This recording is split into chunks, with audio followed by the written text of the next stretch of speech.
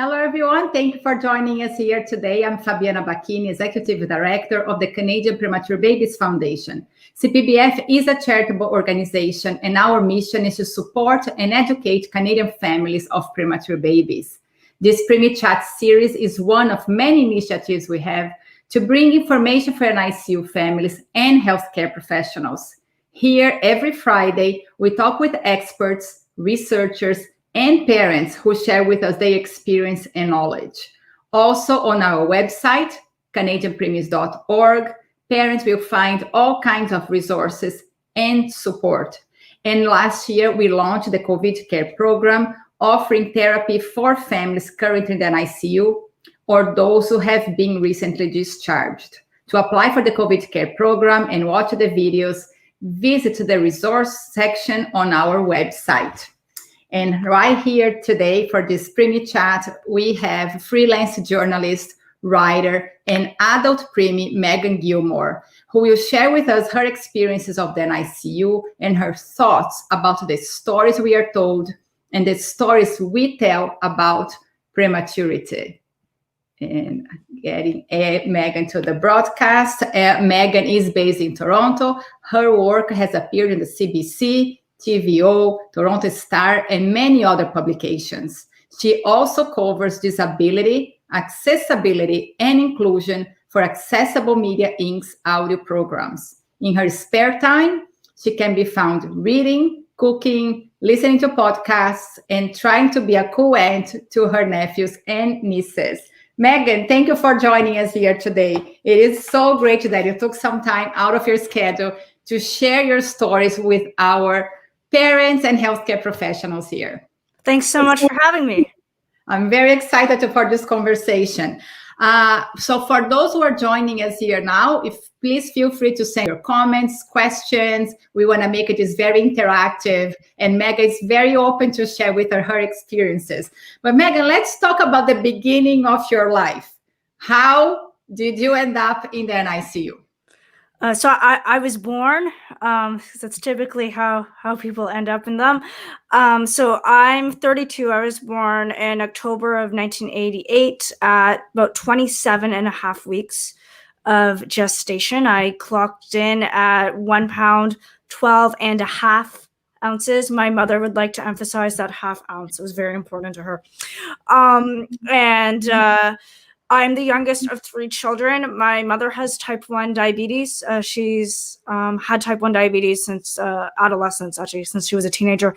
So all of her pregnancies were considered high risk, and she always had more medical attention during the pregnancies, and there were some complications during mine for her. So my mom was admitted to the hospital a little over a week before I was born on October 17th, which is my parents' wedding anniversary.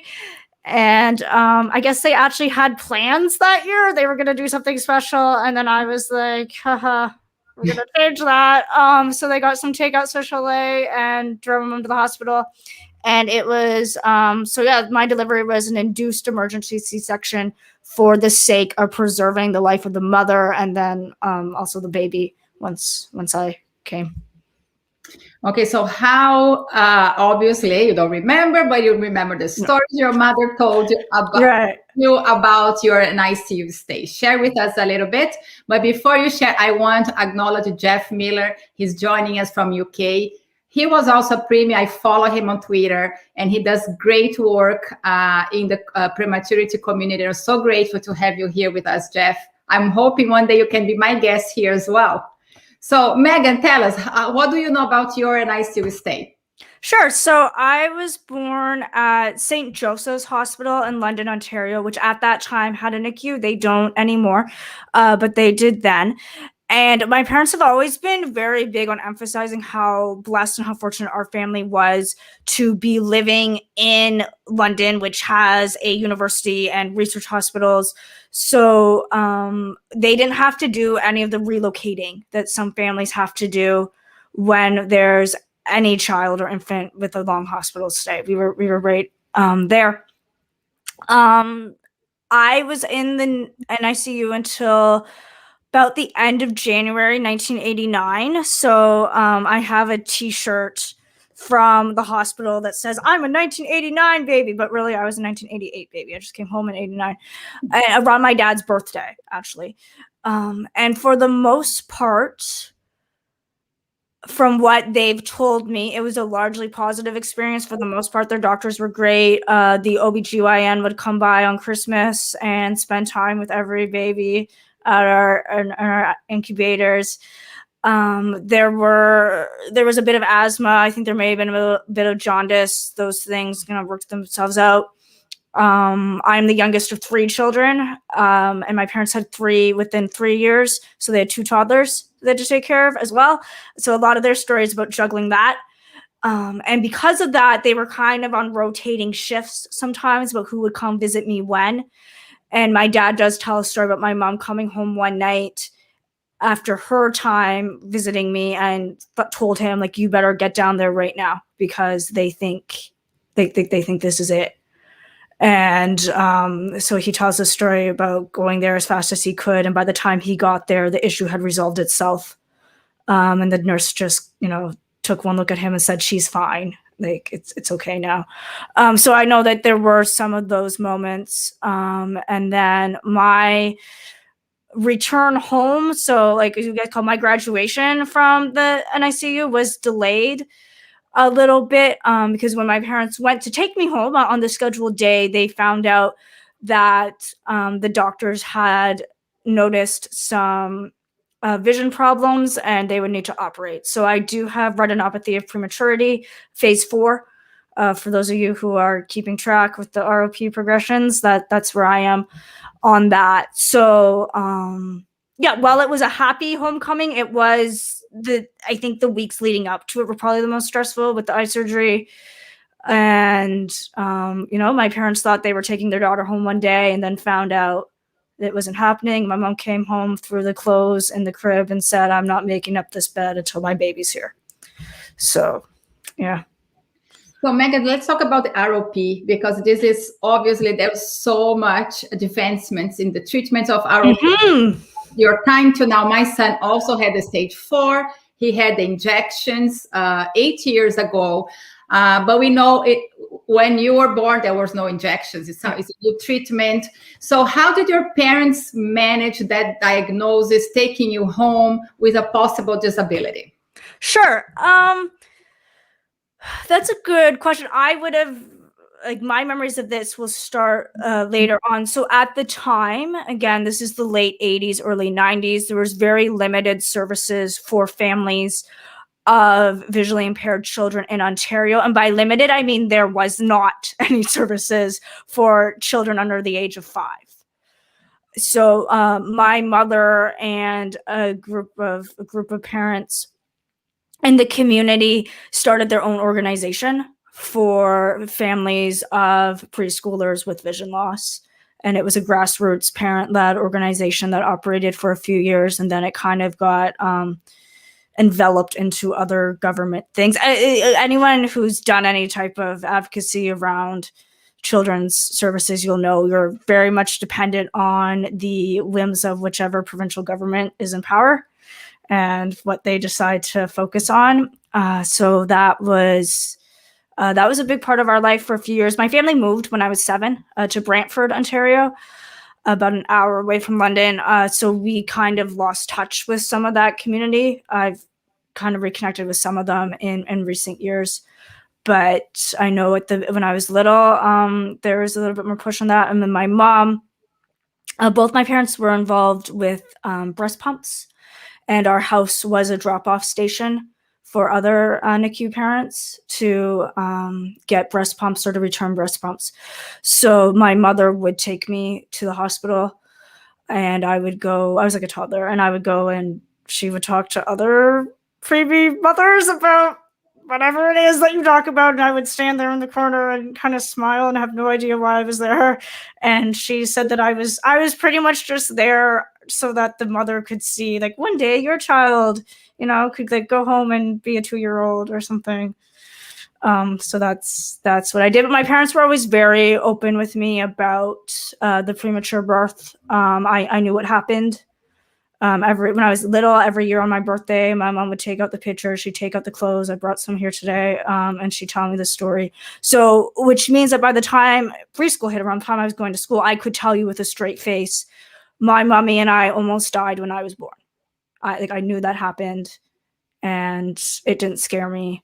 I could tell as much as I could of that story.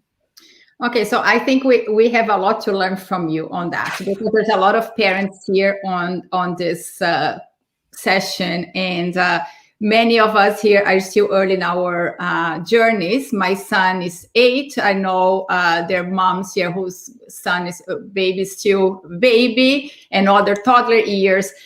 And we had this conversation, you and I, before, and sometimes we feel, okay, we overprotect our child. Oh my God, this is a fragile baby. Right. You were born preterm. You're so, different than your siblings or different than the other kids in your class because, you had to protect you because you went through so much. Or is your mom or dad, or you recommend you talk to the kids like, you made it. We made it through the NICU. You're strong. You're resilient. So, or where do you find a balance? Because a little bit of each there for at least for me as a parent, for the many other parents that I work with.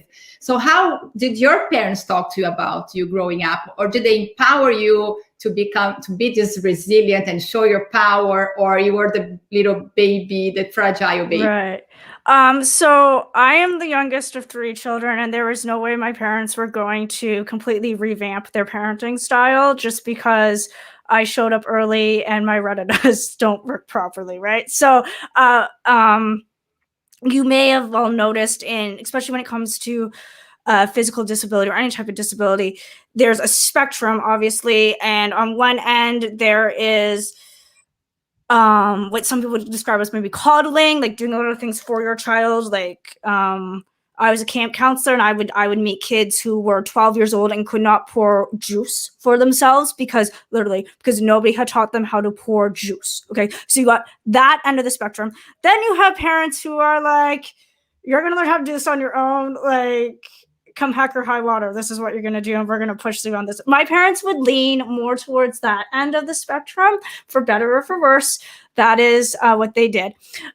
So that's how we kind of approached the disability. I believe they may have had conversations with my grandparents about, like, do not over coddle her, and if Meagan disobeys, she needs to face the consequences of that just as her siblings would. Like, the rules of the universe have not changed because of her disability.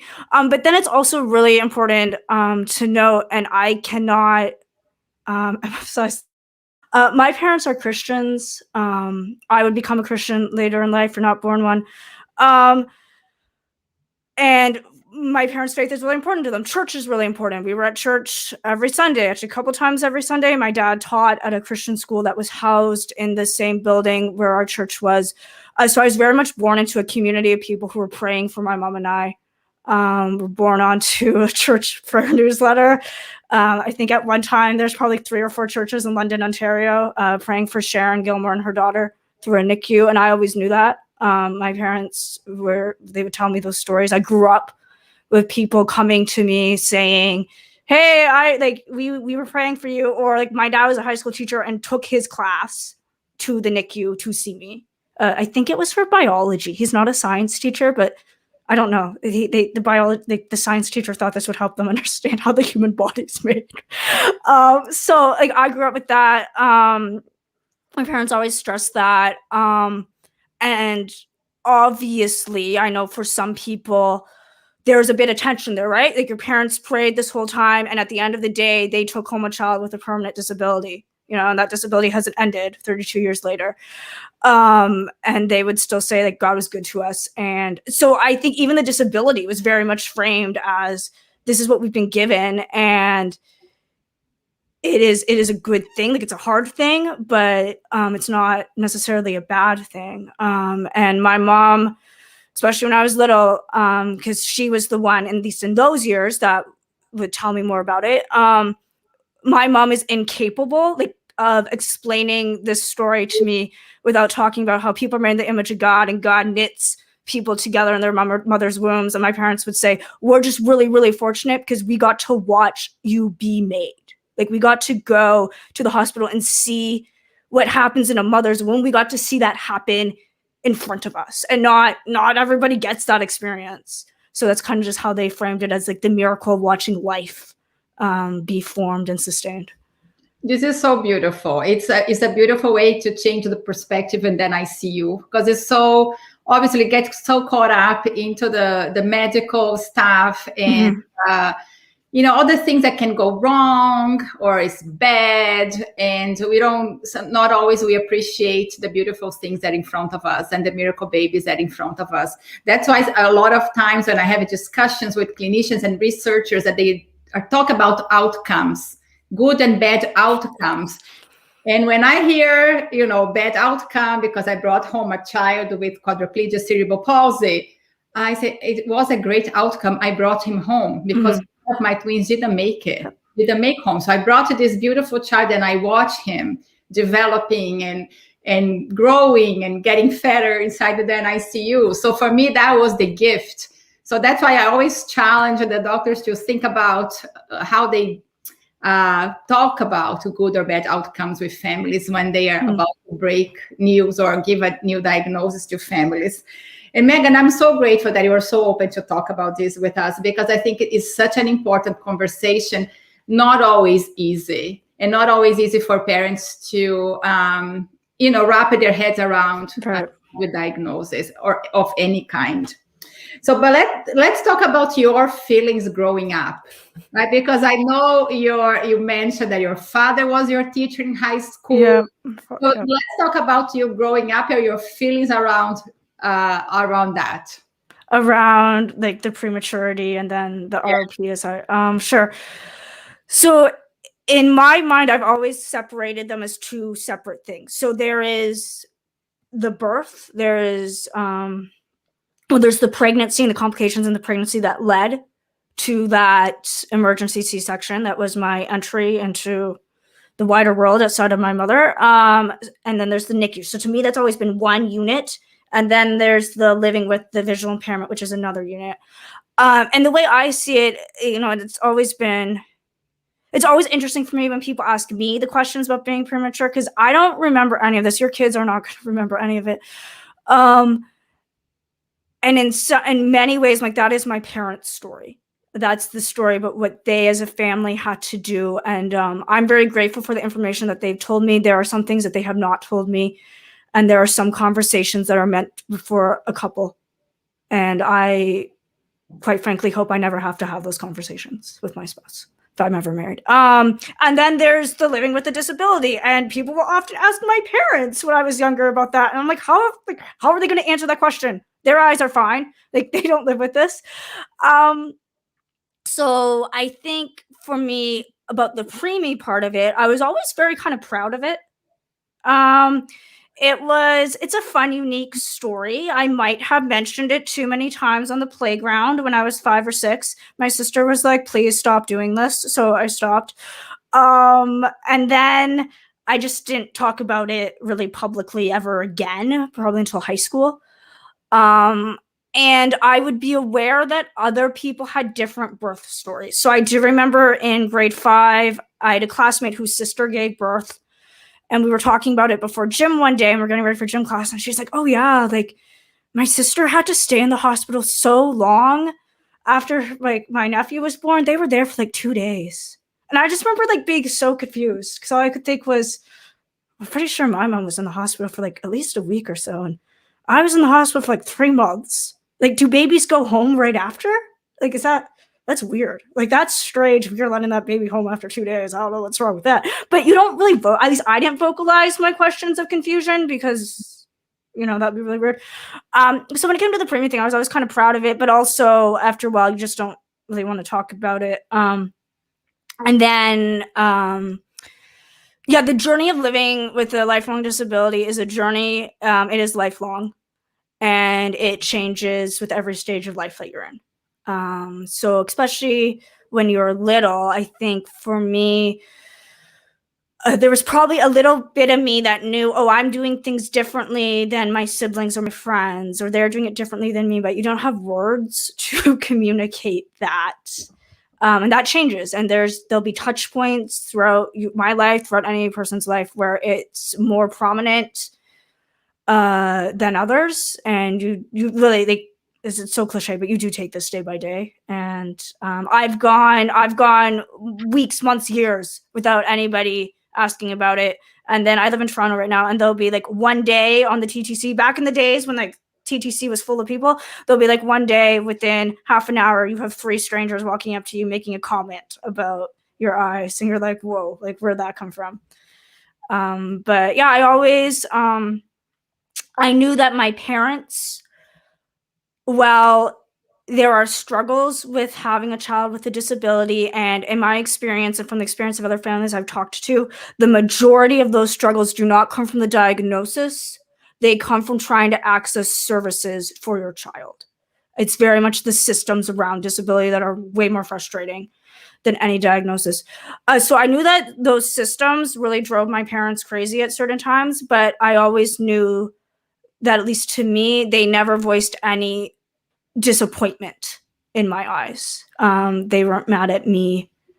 They might have been mad at the situation, but I knew that they weren't mad at me. So, right, Meagan, you have so many beautiful comments and about your talk, the way you're talking. I just want to share here with Jeremy's comment. He said, "This is very interesting. I was a preemie back in 1956 when I roomed the world." That's awesome, Jeremy. "My parents' greatest gift to me was not to make any concessions to my disability." And he added that this attitude helped me both positive and competitive throughout my life. This is incredible. And I'm so grateful that you're all sharing your stories with us. And we have a comment from Rachel from St. Catherine's. "Love hearing your story, Meg, and how God has used you and is using you to touch other people's lives." Absolutely true. And this is beautiful. And, you know, sometimes I feel a little bit teary because this is my story of my son and how I'm going to empower him to follow other people's steps on, okay, the disability is just one aspect of his life. So much there, a lot of stigma, but we are trying slowly to break those barriers. Let's talk about your university, because you made it through university, you are a journalist. So let's talk about your professional life. Sure. So this is fun for you. You get to have a fellow journalist on. We can like try to puff up our industry at the moment. So I studied English and journalism at Wilfrid Laurier University's Brantford campus. There's their first satellite campus, opened in 1999. And I was there in 2006. That's when I started, way at the beginning. I didn't want to go there because I wanted to move out of my hometown. For those of you who are familiar with Brantford, Ontario in the mid-90s, early 2000s, wasn't a lot going on there. And that was when, just a heads up for those of you who might have to recruit your children with this, that's when a lot of the self-advocacy really becomes a thing. Because then it was like my parents were like, they can't help you as much as they did before. It is you. So they were the ones, Mr. and Mrs., you know, I would joke that they're like, my mom's like a mother eagle pushing me out of the nest. Suddenly we're like, you need to be closer to home so that you have an easier transition to the self-advocacy thing and then go wherever you want. But we think it would be best, at least for the first year, that you stay here. I ended up doing my whole degree there. I moved out to be closer to campus during that time, but I was in my hometown the whole time. So I have an undergraduate degree in English and journalism. I've volunteered as a staff writer and section editor for the school paper, the Sputnik. And then one of my pieces for that won a North America-wide College Journalism Award back in 2011. Which was cool. I thought you could sometimes make money as a journalist for, thought that for a whole hot minute. I think you're like, oh, welcome to reality. And then I got my first quote unquote grown-up job in 2012, now in Whitehorse, Yukon. That's where I got my first reporting job. At age 23, I moved out from Southwestern Ontario to Whitehorse, Yukon. If you get the chance to go, it is beautiful. No NICU, which made me very sad. That was like my first question when I saw Whitehorse General Hospital. The lady who was showing us around was like, it has a great maternity ward. Like, if you ever give birth while you're up here, it'll be great. I'm just like, great. Like, I got here 2 days ago. I'm really considering having a baby. And then I was like, oh, well, is there a NICU? Because that's always what I ask. And she's like, no. And I was like, oh, okay. And in my head, I was like, well, I wouldn't want to give birth there because I would like all options available for my children. Thank you. So I was there until 2013, came back to Ontario, moved to Toronto for some further education. And then I've been freelancing since 2014-ish, which is actually how we met when I was doing an assignment about you. So, yeah. Yes, that's how we met in 2019. Meagan was covering a story about World Prematurity Day. So I think having you as a journalist, bringing the voice of preemies is very important, but also changing the way the stories are told. So that's what we were chatting about a little bit earlier. So how do we tell the stories of the preemies and the outcomes and the disability? Because there's a lot of negative way of covering, especially when they try to interpret the results of studies. And, you know, you're going to have a lower income, or we already discussed a little bit of the outcomes. So how can we collectively change the way the media perceive the preemies and their disabilities? Yeah, it's tricky. I remember when I was a university student, there would be journalism classes where we'd be given a piece to examine as an example of like usually great feature writing or feature reporting. And they would be about preemies. And I'd always walk away with a very unsettled impression, but adamant that I do not want my mother to ever read this.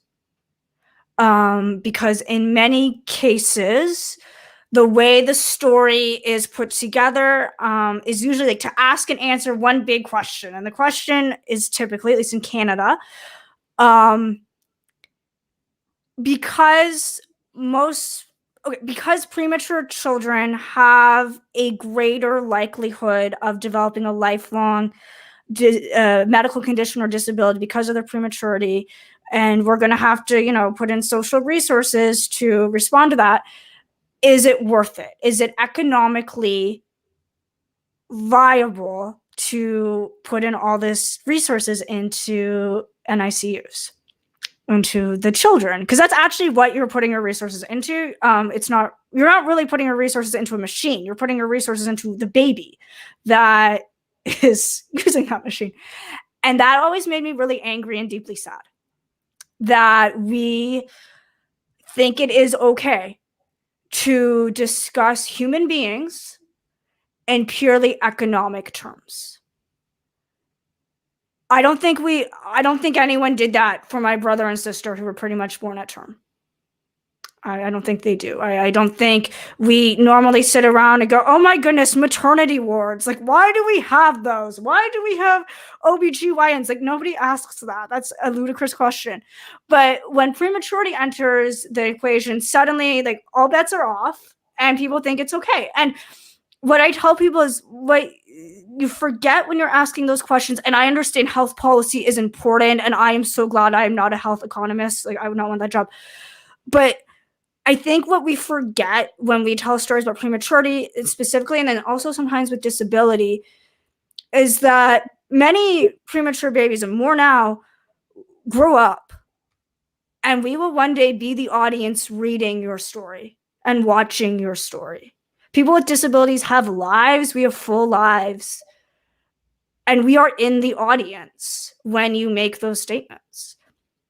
And that's like revolutionary to people. Which I don't always really understand why that's so hard to understand. But yeah, there is a big thing. So for me, it always made me sad that my life is being discussed in economic terms. But as the child, I think it gave me a bit of a sense of maybe what my parents had to go through. I'm 32, and I don't think my parents knew anyone else who'd had a preemie. I don't think their friends knew anybody. You got this kid who my mom would have to compare my size and weight to bricks of butter because nobody could conceptualize that a whole human being is in 1 pound, 12 and a half ounces, right? Like that's literally in her father's palm.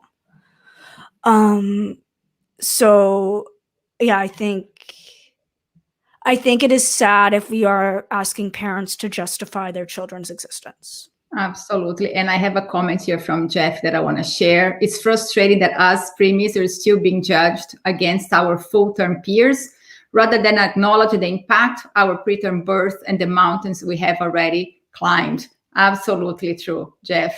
And I think I feel that it's very, very important to have preemies who are now adults speaking up, engaging in research, engage in the system, in the medical community, to really give that perspective and change the way we frame and we talk about it. There's a lot of us parent advocates. I think in Canada, we are very fortunate to be sitting in a lot of tables. A lot of times we've been seen as a token, but a lot of times our voices are heard. And I think that is very important that we keep stepping up and engaging more the community to change the narrative. And I think, Meagan, the work that you do is absolutely incredible, inspiring, and I'm so grateful that you join us here today. And I just want to end this session with a message for the parents who are listening to us, who are watching us. What can you tell him? I think first of all, just by being you already give us so much hope for the future for our children. And I'm so grateful for that. But I know you have a message for them too. Yeah. So when I think about my premature birth, I think of things like this. So these are my clothes. This is what I wore as a preemie.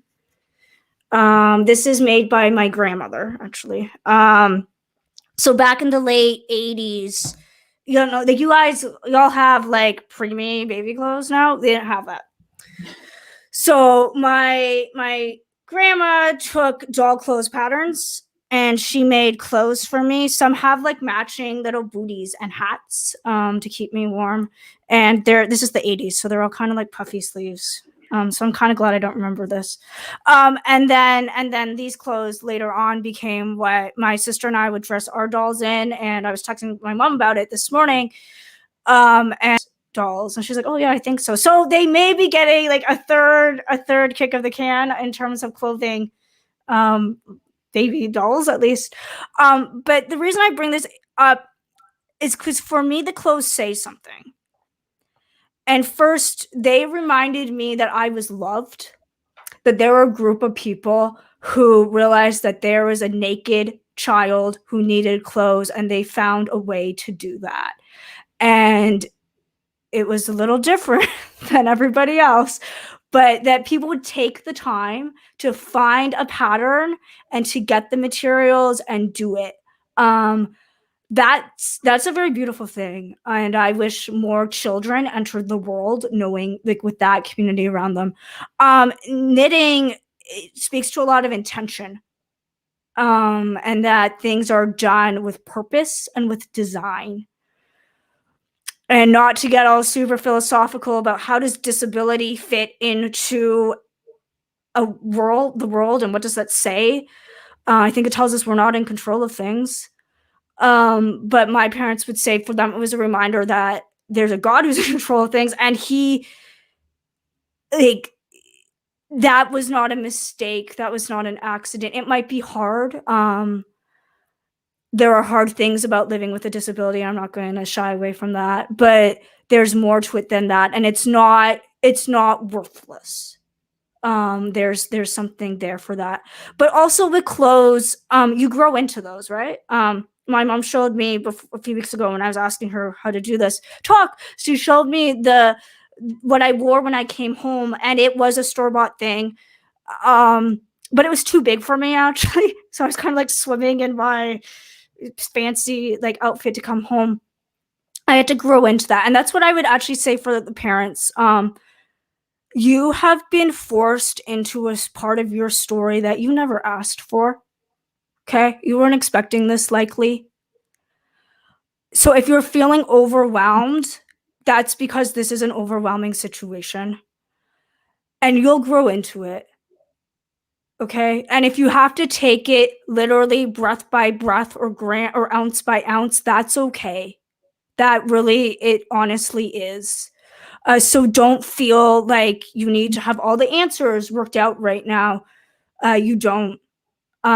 You should maybe know what your questions are and maybe know what the resources are to help you answer those questions, but you don't need to have all the answers figured out right now. That can come, and I think it will come with time. So take it day by day, but know that this is something to grow into. It's a pretty big, parenthood is such a big thing to be given anyways, and then add on all these extra things with the medical system. That is a huge weight to bear at times. So know that you don't have to carry this alone and you can grow into it. But there's also this sweater. You may not be able to see it very well on the screen, but there's a bit of a formula spit up here. The stain didn't come out. I was a projectile vomiter like no one's business, apparently, when I came home. Everything, anything, and everything. So there's going to be spit up and there's going to be vomit, literally and figuratively, and you're going to make it. And I am very aware what the stats are. I know the premature birth is the leading cause of childhood disability and death. My parents know that not all their counterparts in the NICU had the story we did. My parents know that parents came by our house to drop off a breast pump because their baby didn't make it. And I am the person I am today in large part because of my dad's parents, who 51 years ago buried a daughter to childhood cancer. And you don't get over something like that, but you live with it, and they lived with it well. And I'm the person I am because I watched them honor their daughter's life and teach us how to grieve with hope. So there's that. Yeah, I think I'd also say for the parents, especially for the moms. So my mom has type 1 diabetes. Her pancreas is unable to produce insulin. And we actually, my dad used to, the church we went to was across the street from the Benting and Best House where insulin was discovered, actually. So yay, insulin. But my mother's pancreas, you could argue, is partially responsible to my retinas not developing properly. And to me, not being in her womb for 9 months. I have never, ever, and hear me on this, I have never been mad at my mother for that. I've always known it wasn't her fault. So yeah, you know what? I did not get as much skin-on-skin contact as a new infant as some people would have liked. That has not negatively impacted my relationship with my mother. My mom was unable to breastfeed me and my siblings because of medical reasons. We're all fine, okay? Like, we were okay. Just because it wasn't the optimal condition, quote unquote, that people talk about, we're all okay, and we're not mad at my mother because of that. Yes, I have gotten mad at my mother because she would tell me to clean my room and do my homework and not be a jerk, like any other thing that mothers do, but I never got mad at her because of the birth. I knew that wasn't her fault. My mom did everything right. She went to a doctor, right? And they gave her help. That's nothing to be ashamed of. And I really feel like for parents, I think we all kind of need to change our discourse about what a baby needs to be happy and healthy and thrive. I think if they have parents who love them and people who love them, they'll be fine. So don't put on extra burdens for yourselves that you're not meant to. My mother would also like me to put a shout out for the fact that premature babies are born into families, a lot of us. And I'm the youngest of 3 children. So, remember, like, there's other kids that you're trying to take care of, and their lives are also important.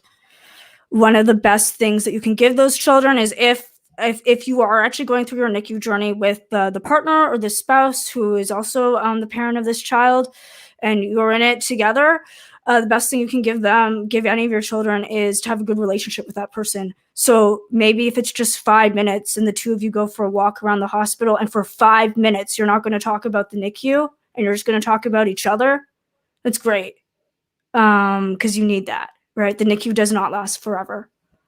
Yeah. Meagan, thank you. There's so much love coming from this our chats. You have to read them all after. Share with your mom, and because we all carry a little bit of guilt inside us. I think this is part of being a mother, and I'm very grateful that Dr. Saroj Sehgal is joining us here today. She has an amazing work called Preemie Voices, where she followed her preemies for 30 years. And she put a book together. She put a documentary together on the life of preemies on a 30-year lifespan. It's incredible. Dr. Saroj, thank you so much. And she's going to be joining us in one of the lives, I think, in the spring. But for all of you watching us today, thank you. This is such an important conversation. Meagan, you are amazing. I'm so grateful. I think there's a lot of tears in our virtual room. Certainly, I had tears because you are amazing. And I'm so grateful that you share your story with us today. Oh, well, thanks so much for having me. I was joking with people. People are always like, wow, like you survived the NICU. Like, that's so amazing. And what I actually think is amazing and please, like tell your children not to do this to you. When I was, an angsty teenager, I joked with my mother that I was the perfect child because, for 3 months, I didn't wake her up in the middle of the night crying. And I'm pretty sure like my life flashed before my eyes. She was like, you have no idea the sleepless nights you caused us. And I was like, whoa, I didn't know that she could do super villain voice like that. So it is not a miracle that I survived the NICU. It's a miracle that I survived my mother after I made that stupid comment. It's a journey. And Fabiana says this a lot. Your child's start at life does not need to define them. So while some would suggest that it does give us certain personality traits, which are going to drive you as parents crazy, by the way, at some point. Like, you like the fact that they're a fighter now, you wait a few years. You're not going to be so happy with that one. We grow into our leadership skills. It can just get a little bumpy along the way. But yeah, it can give some skills. My favorite thing, honestly, about these baby clothes right now is the fact that my niece might get to play with them, right? So the way you talk about it, sow the seeds of the fruit you want to see in 5 years, 10 years, 15 years, etc., and give your children something that they can give to someone else. My favorite part about being an adult preemie is when I get the phone call of, hey, like my relative just had a preemie, what can you do? And sometimes it's just writing a check to cover parking costs. But to me, that's always been my favorite part, is when we get to plan for, when I get to help make somebody's NICU experience a little more like home. Yeah. So yeah, that's what I'd say. Okay, thank you so much, Meagan. I will have you back eventually for more stories with us. Thank you so much. Thanks for having me. Have a good day. Thank you. And for all of you watching us here today from the hospitals or from home, thank you. Thank you for joining from Italy, everywhere in Canada. I absolutely love that our audience is growing across the world. And the videos of today's session and all the other videos from our live series are available on our website, which I'm going to leave the address here, canadianpreemies.org. And CPBF is a charitable organization, and we believe that through education and support, we can empower families, ensuring they are ready to care for their babies at home. So visit our website, consider making a donation. Together, we can create a brighter future for all our families. I'll be back next Friday, 1 p.m. Eastern Time. Stay well, everyone. Thank you.